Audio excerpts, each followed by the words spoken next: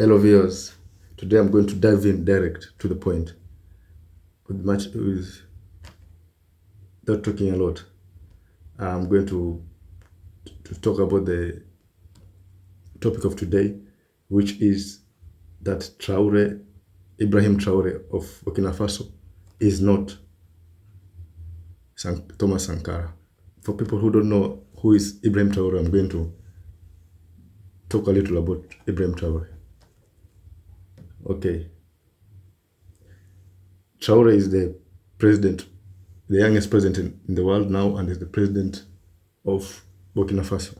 Traore is not Sankara, and many people have compared Ibrahim Traore with the legendary Burkina Faso president and Pan-Africanist legend Thomas Sankara, suggesting that Traore was the reincarnation of Sankara.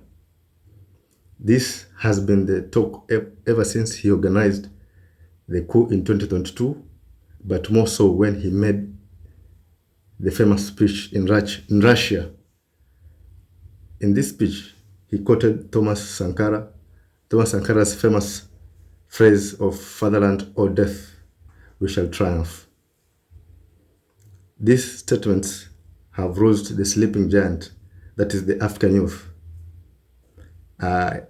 I call the African youth the sleeping giant because they make over 70% of the African population, but they seem not to aware of their power in their numbers. After Ibrahim Traore making that speech in Russia, the social media platforms was awash with his messages, his videos, and photos of him wearing the military uniform and the red beret. Although he comes from Burkina Faso and he is good at making speeches, he wears the red beret just like Thomas Sankara. It does not make him Sankara-like or a student or a real student of Thomas Sankara. We have a lot of red beret wearing youthful leaders in Africa. Let me just name a few. One is Robert Chagulanyi, aka Bobby Wine of Uganda, and Julius Malema of South Africa. Even though these two make very fiery speeches about the unification of African continent and the economic independence of Africa, we have never called them, we have never seen them as Sankara-like, or they have never been considered as Sankara-like. But Traore is exceptional because not only does he wear the red beret, but he has a military background, just like Sankara. He is a captain, and he orchestrated a very successful coup. And more so, he is a Burkinabe, just like Sankara. This has evoked memory to the youth's strong memory of Sankara. But to me, this is political romanticism by African youths who for so long wanted a Sankara-like leader in Africa. Ibrahim Traore knows this and has been capitalizing on this by using words of Thomas Sankara to endear himself to the masses of Burkina Faso and youths in Africa. But is he really a Thomas Sankara? In my opinion, no, he is not. And he does not completely stand what Sankara stood for. And here are my reasons for saying so. Reason number one is the difference in personality of the two leaders. Although Ibrahim Traore wears combats like Sankara, one cannot help but notice that Traore rarely mingles with the common people, and his security is very uptight wherever he is in public. Unlike Sankara, who always I think, rather I know, mingled with people, he was free with the masses, and the masses were very free with him. Sankara's security apparatus was never evident like Traore's, who we see his bodyguards brandishing machine guns and being very hyper alert. This makes him very different from Sankara. Sankara embraced people warmly whenever he was in public, but Traore greets people with clenched fists and sometimes hides his face. This is very opposite of the personality of Sankara, and this makes him not a student of Sankara. Let's go to reason number 2.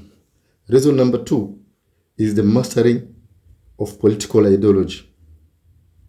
As a leader, you have the knowledge of the political ideology that you stand for. This is not seen in Traore. Sankara was well read in political ideas.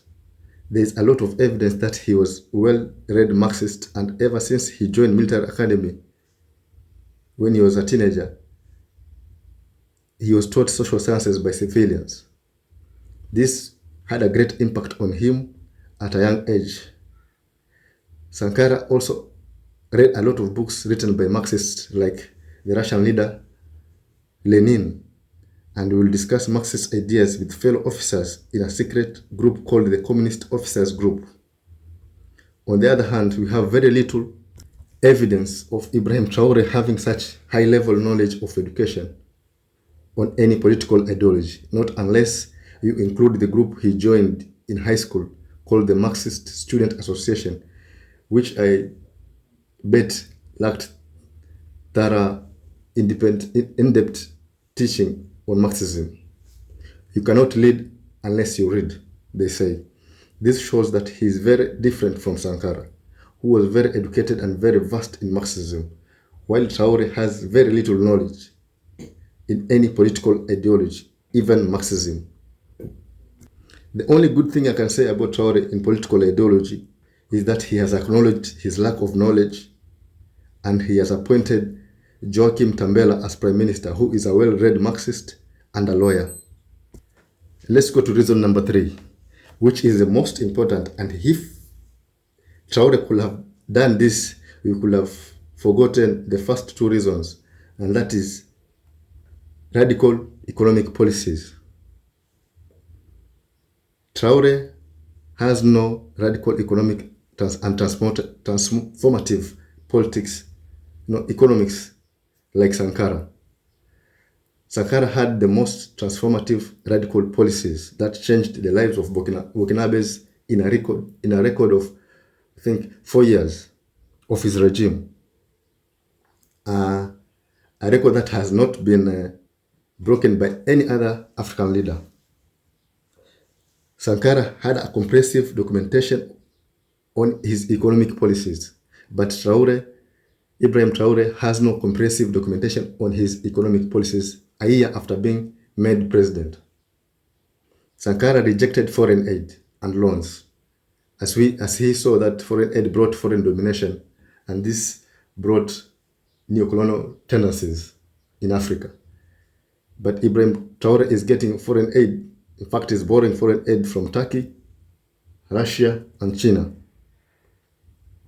This is very different from Sankara. Sankara